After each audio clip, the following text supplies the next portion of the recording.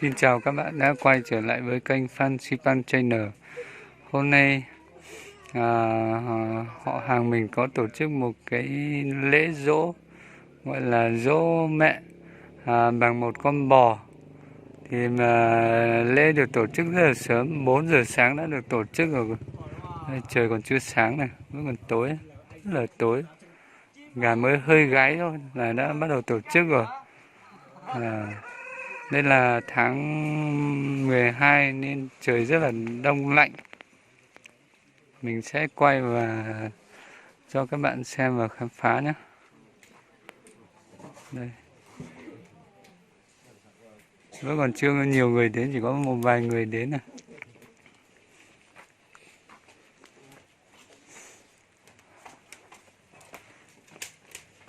Ở bên trong này thì là bếp nấu cơm. Cái nồi chảo rất là to để nấu cơm này.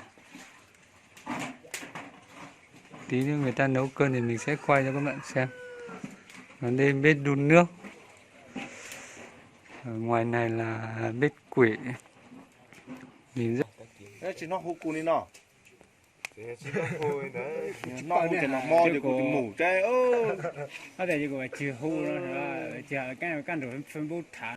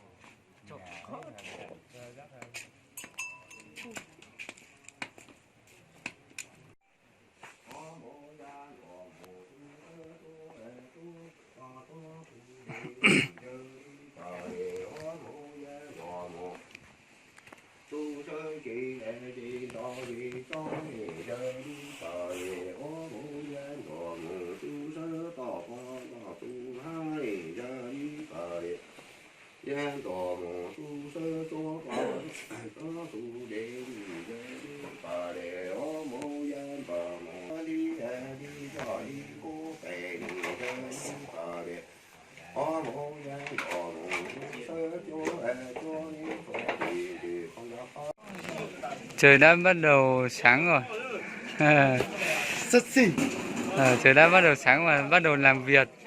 Bắt đầu cái ngày làm giỗ bà cụ nhá. Đây, tí nữa thì sẽ thịt con bò, sẽ làm thủ tục thịt con bò để giỗ bà. Thì anh em họ hàng cũng đến rất là đông rồi, nhưng mà chưa sáng hẳn nên chưa đến đông lắm. Tí nữa là sáng hẳn là người sẽ đến rất là đông. Nên mình sẽ đi vào nhà xem trong này họ phong tục họ làm như thế nào.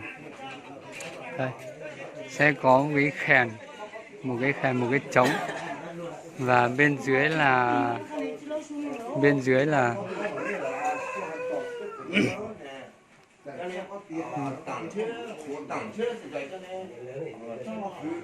là một cái chổi, một cái cuốc, một cái dao phát nương và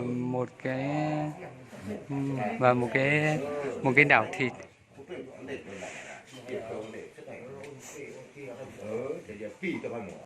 Đây, bữa sáng đây. Sáng nay thì do chưa thịt bò nên họ hàng anh em là đang làm tạm bữa sáng để ăn sáng, để anh em còn làm việc.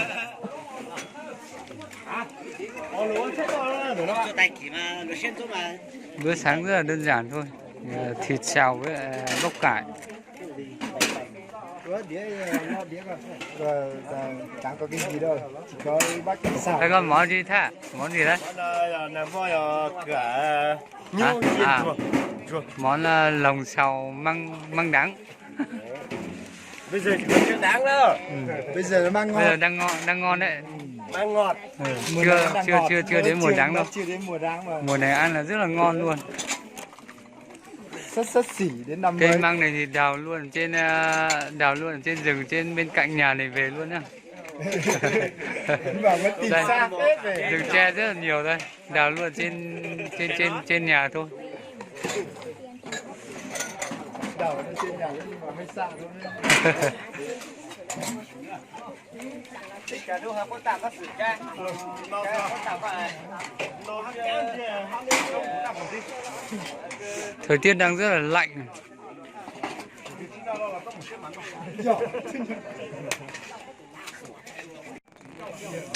Đây, anh em bắt đầu ăn bữa sáng rồi nhá. Ăn có ngon không? Hả? Có ngon không? Đây, bữa sáng rất là đơn giản nhưng mà rất là ngon này.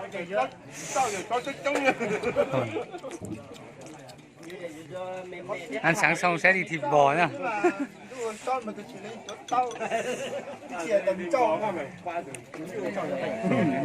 Chúng ta mà quay.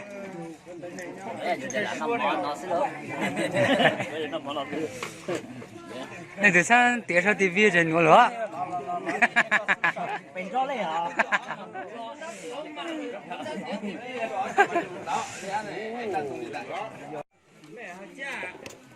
Đây là con chim.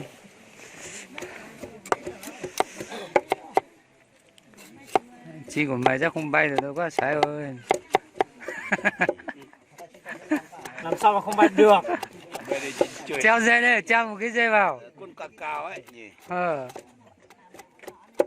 Treo một cái dây như thế này vào. Làm bao nhiêu cái đấy? 9 con à?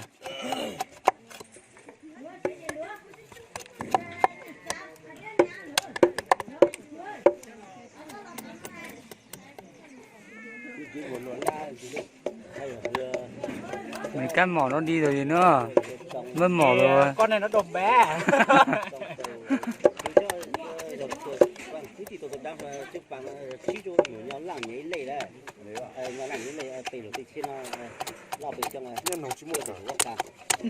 Con này độc bé nè. Con này nó cắt mẹ cái mỏ của nó đi rồi. Con này chắc là nó hết hạn.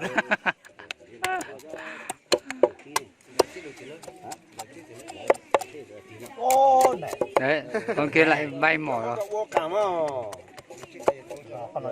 Con cha không ai uống điều em nói từ biết luôn. Có lục bia cái gì là tia. Là tiền đi. Chỉ có khẩy gì chụp uốn rồi. Đây, quay sang bên này là làm kiếm, làm đao.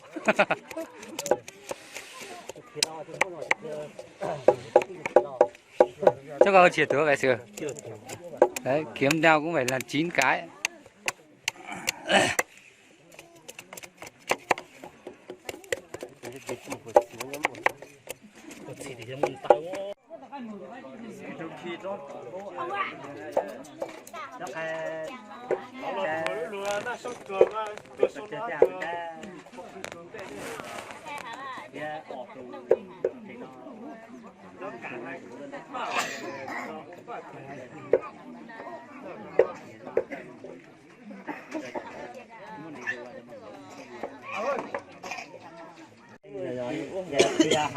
Con chim được vẽ bằng cái than quỷ. Đây kiếm này.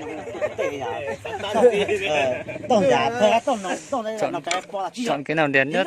Đấy. Cái này mà mang đi đánh, cái này mà mang đi đánh ma thì ma chạy mất rét. Chúa thằng nào chim lửa nhân nó nọ ta. Nó chơi gì? Nó chơi con đào à? Khi nào khi ta tạo này mà ham một túa Chờ, đây là nó hữu nhu, đắc kia nhá. Chờ ta hơi nào mình thế nào. Đang nó hữu nhu là. có cú siêu tận ta hơn Đang ra được. Nhụt đang là tao chụp cái tia. Ô, tao trời. Nhụt đang là tao chụp cái tia.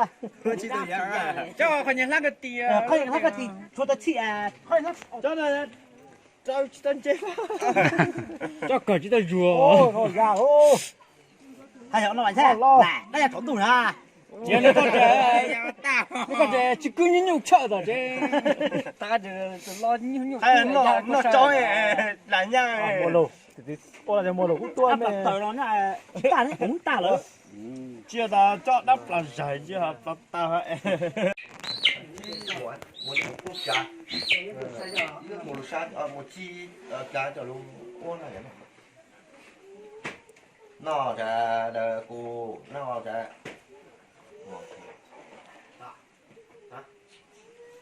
nó ra đờ cô nó ra có nhau chi ta cứ chi sơ có dễ tổ độ sư do ý tông chỉ vì cơ ý tông chỉ vợ tổ nhổ phụ luôn ta đủ tư cho tê ta nó ra cô dễ ô có dễ chú có hưng là nó ra cô nê nô có xa nhủ xa nè nhỏ chỉ nhỏ số lại là cố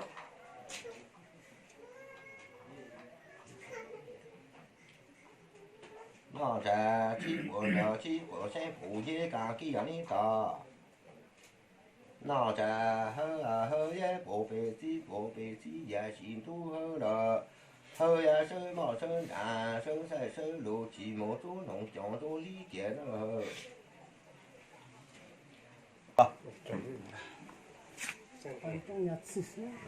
cho nó hủ rồi cái lo mà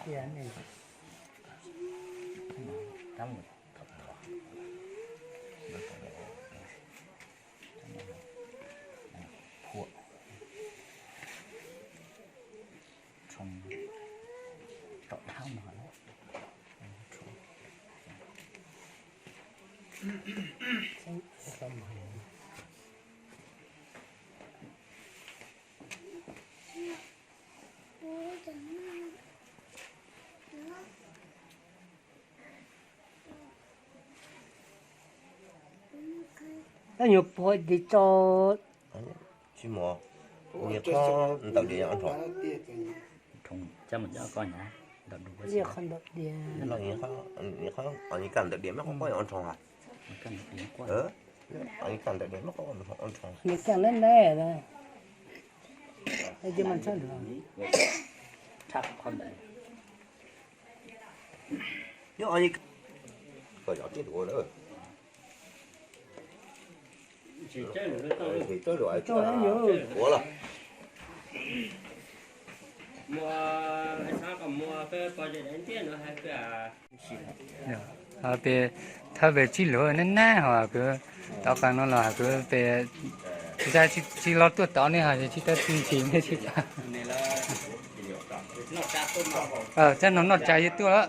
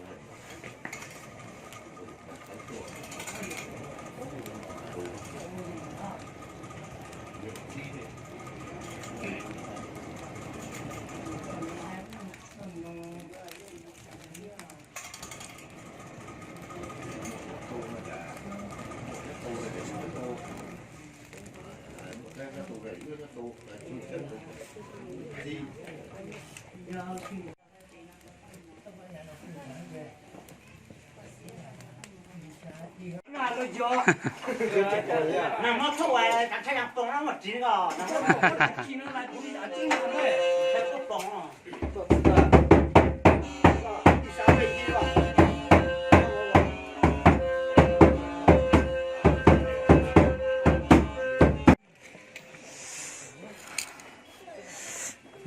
bên dưới này đang đào chỗ để tí nữa làm thủ tục dưới này và mổ bò đây.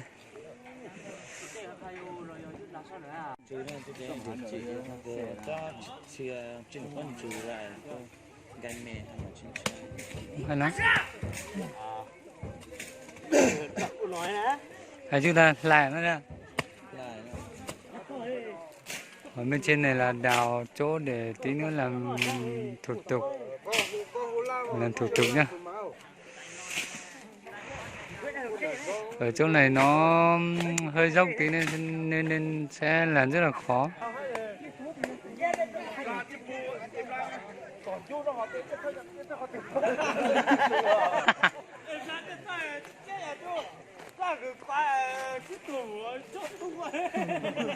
Bố thấy thấy giỏi hả?不买，我这都干了 Dạ. Bố thấy giỏi gì hả? 这点别的都是，真了不？ Khó thằng nó就扎扎từ lối đó. Họ khai giờ yên nhỏ sợ, chỉ cho nhỏ sợ thọ mà bố khai yên khai nhỏ khai thọ rồi chứ. Thì là sẽ cho bạn thấy lo là nó hơi như sẵn đi sẵn. anh tu hả? Dạ đó.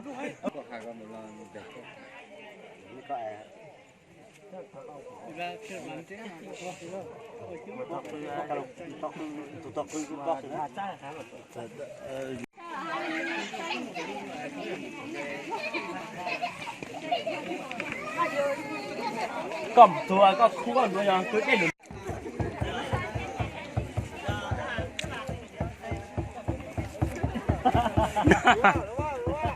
Cái chị cầm một câu chị ra.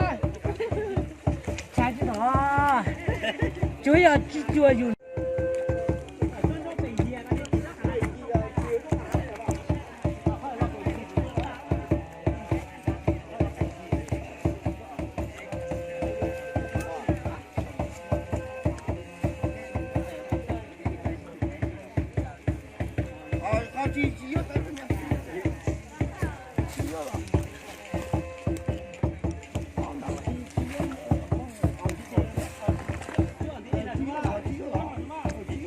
Xuống và sẽ kết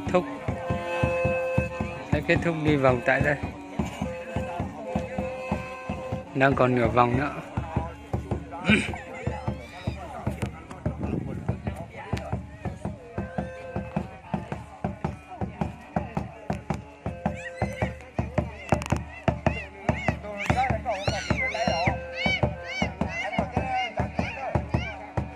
Đây, đến đây là đấy, đến đây là xong này, xong nhiệm vụ của băng, này, còn cái khen nữa, khen thì để xem là có mấy vòng nữa. Đó không, phải 25 triệu nữa. Nó cho khai phụ nét là tàu, quay làm nét chẳng. Đặt tua. Cho khai mà 4 cái 5 cái đào. Cho khai thì độ phân giải hay 4K là tìm mới tưởng hơn nó 2K là tìm 4K nét là tầm. Thôi, đang kiểu. Tàng ra. Tụi ta cái gì mà? Sao cái mà? Sao cái mà? Tàng đó mà. Sao đó mà.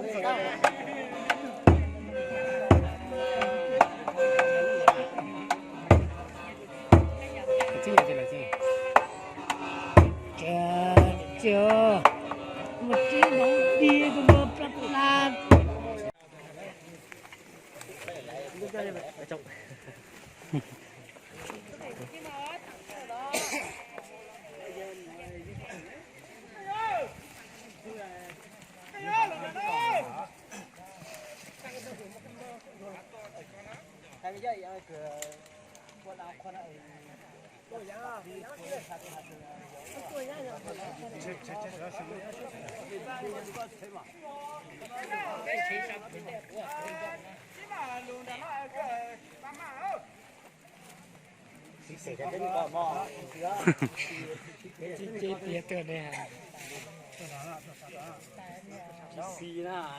Ôi chẳng ra chỉ lo này nhưng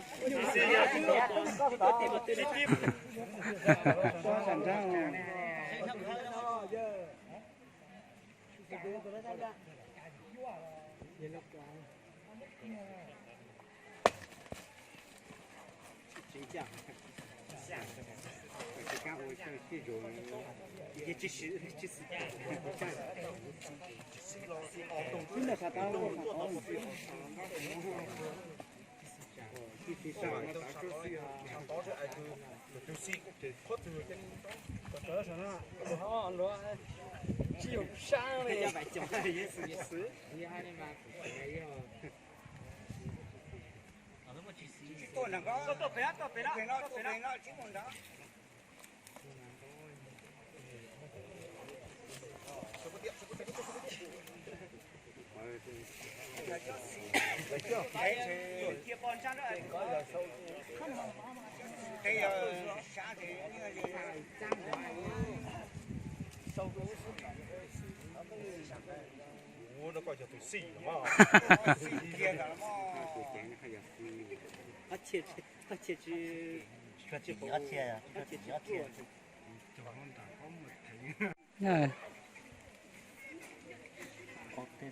có thằng ít tụ út tha kìa ôi có mà cho chia là mà thiệt cầm đó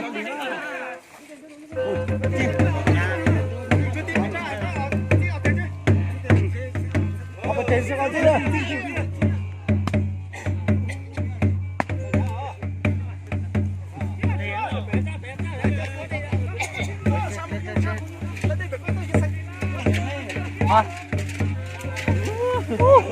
lo ôi ôi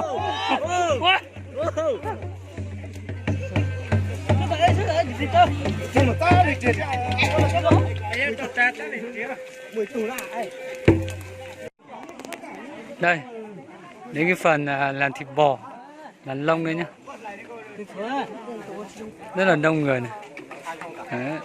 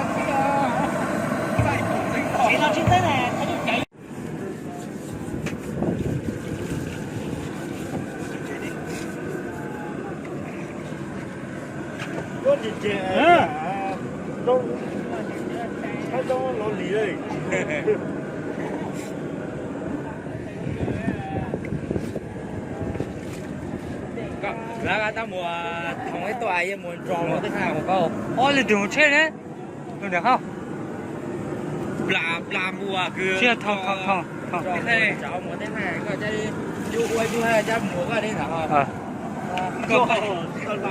ไม่ใช่หมูกระทะ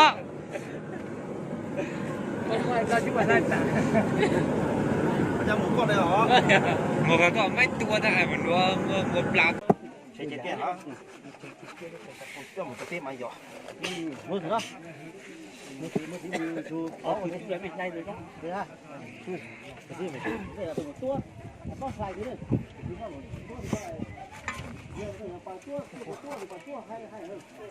오, 언니 보다 좀 언니 다 이제 형 안번 못다.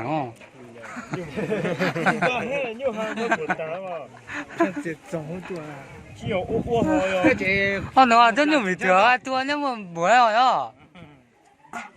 muốn bữa giờ nhiều hay ở trung tâm tôi ôm bột này nha ba. Khai hả?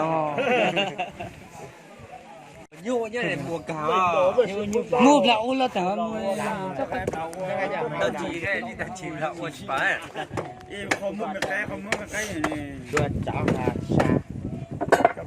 Tròn đăng này, chú này. Mới bắt được.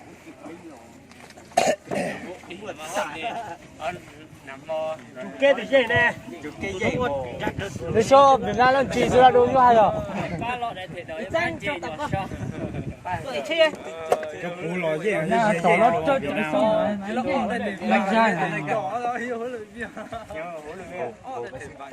Ý như vậy lò giống nhau.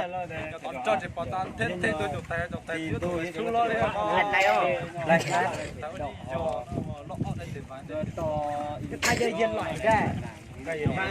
loại mà lo cái chưa phải lo mùi dưa chua mà lớn nó bọc khai rồi họ chứ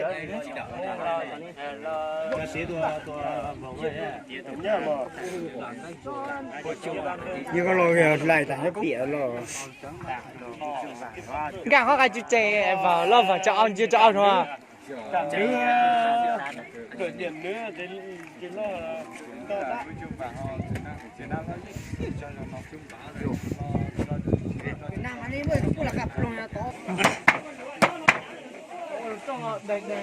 món xương sườn bào.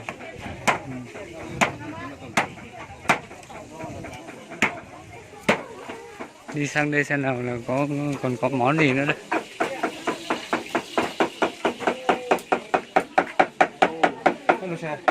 Đây mới nhiều món này. Này từ mốt lắng lẽo vậy sửa. Thứ ăn nổ mua lá. của chú qua tả cho chín rồi. số vàng cái loại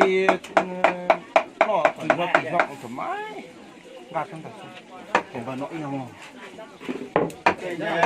chơi cái lò thăm cái nước pha như cho rồi đó Hồi gì con lại nó như con thế. mua lò chả sấy Cái chén này do chú được do này chú có lại nhà. Chẳng bỏ nó đó. Chẳng bỏ nó đó.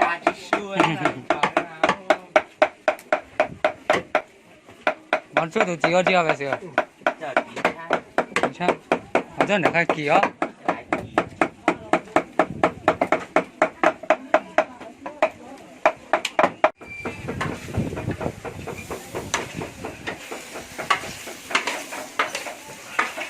Nó có gì thế? Su vàng.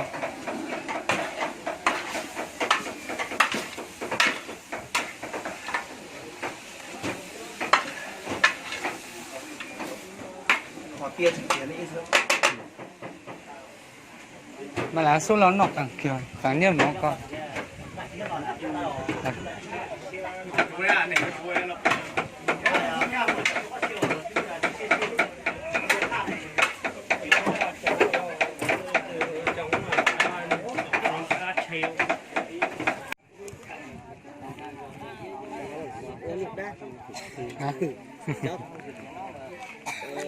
Thành gì uống nước đá hàng của bia đó.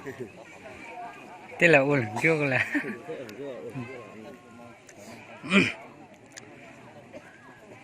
Đây đến đoạn này là đang sắp kết thúc rồi. Đây, đàn dỗ bà cụ nhá. Tất cả các cái bát kia là như có 11 bát, 13 bát. 2, 3, 4, 5, 6, 7, 8, 9, 10 12 bát 12 bát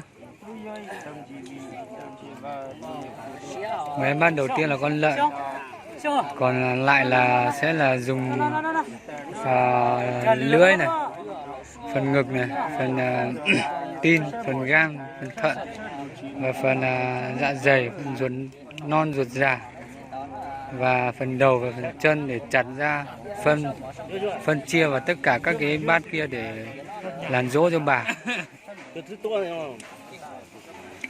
Đây là cái phần các con cháu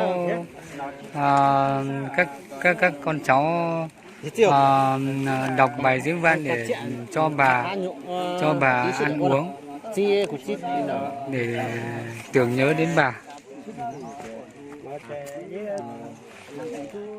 Đứng bên này sẽ nhìn thấy rõ hơn này. Có các cụ rất là đông ra xem. Có cả chị em phụ nữ nữa.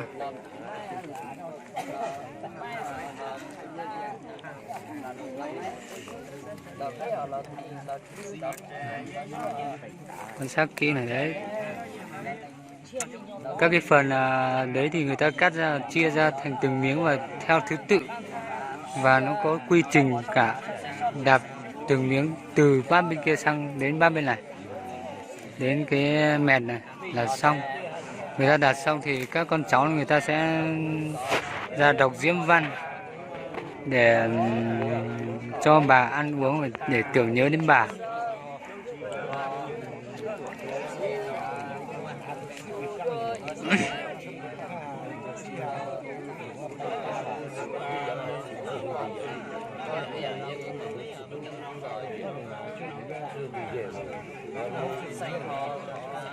Bắt đầu từ bát đầu tiên bên kia ra thì mỗi một bát thì người ta sẽ đọc một cái tầng lớp khác nhau của các cụ đã mất từ ngày xưa đến đây thì nó sẽ đến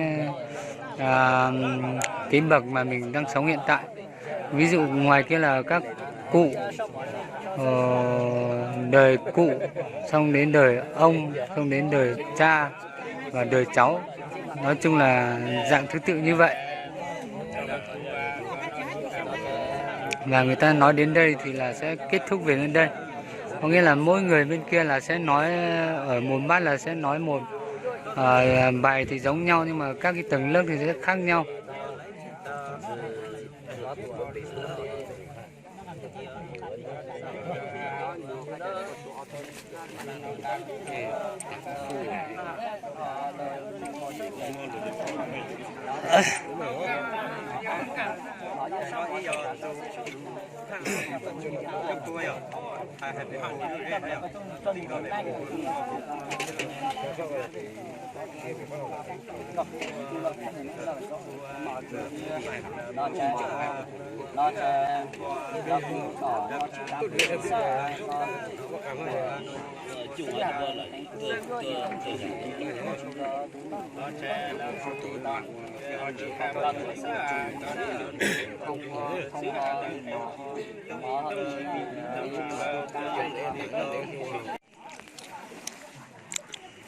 Đến cái đoạn này là đoạn kết thúc. Quên mất mà người ta sẽ làm kết thúc luôn xong mới đi ăn trưa. Đấy, cái đoạn này là cái đoạn hóa vàng cho các cụ để các cụ đi về, xong đó là anh em mình đi ăn trưa là xong.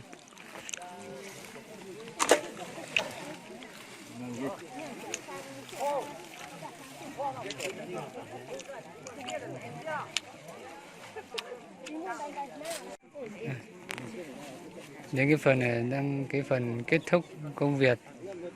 Kết thúc công việc là dỗ cụ hôm nay nhá. Đấy.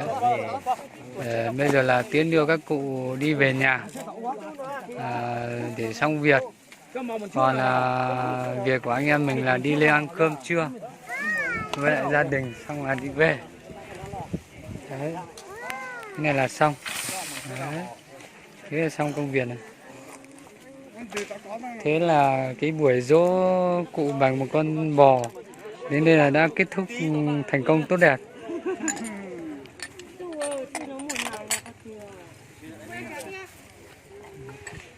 Giờ đi lên trên kia ăn cơm nữa là xong.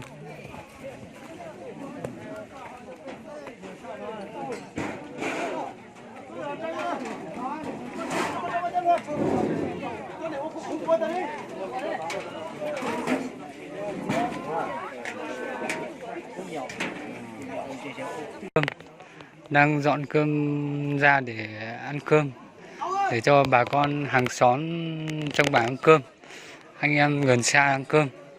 Khi mà ăn cơm xong thì mọi người sẽ đi về nhà. Đây, rất là nhiều mâm này, đến từ ngoài kia vào trong này chắc cũng phải được tầm khoảng 15-16 mâm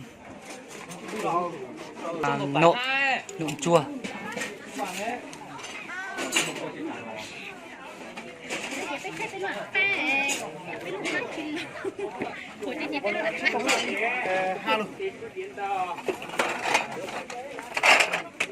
Đây, món sốt vang đây. Sốt vang đây. Cực kỳ ngon luôn, thử cái xem.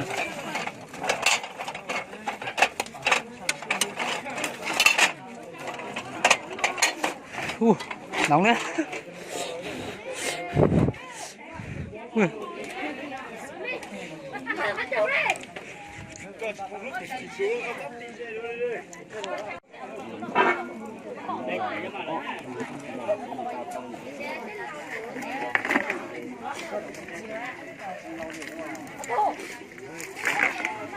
Món xương bò hầm.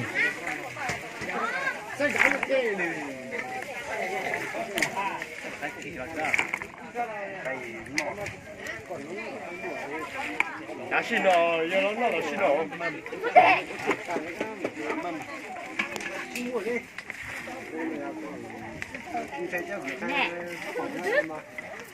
cô nó chia lại chụp lại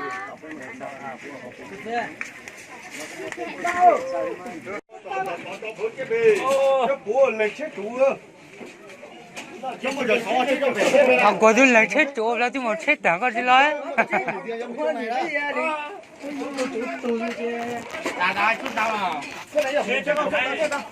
Ô cái hết ở trên nó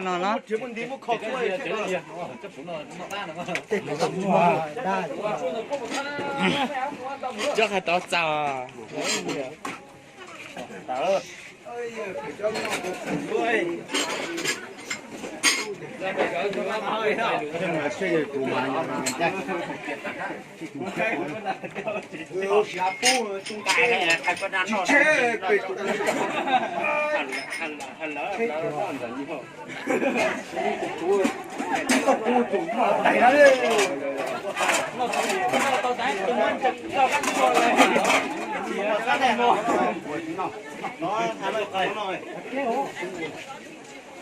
chết tao mẹ chết một con hà dùng cho một con hà long à chơi về hả bạn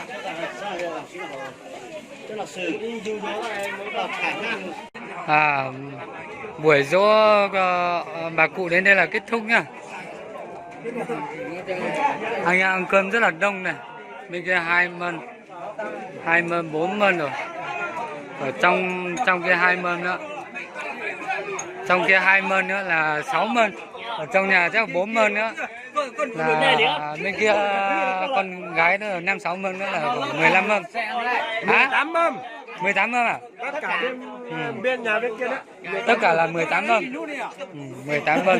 hôm nay là dỗ tao bà Hôm nay là dỗ bà thì đến đây là ăn cơm uống rượu xong là xong. Đấy. Có thằng nào thích nói gì không? Làm ma cho bà. làm dỗ là làm ma đấy. ma đây còn ma Nó tìm con bồ ma, nó làm con bồ ma, nó tìm con bồ ma. Đây trong này mấy mâm nữa này. Đấy. Đấy, mấy mâm nữa. Trên giường kia còn có mấy mâm nữa này.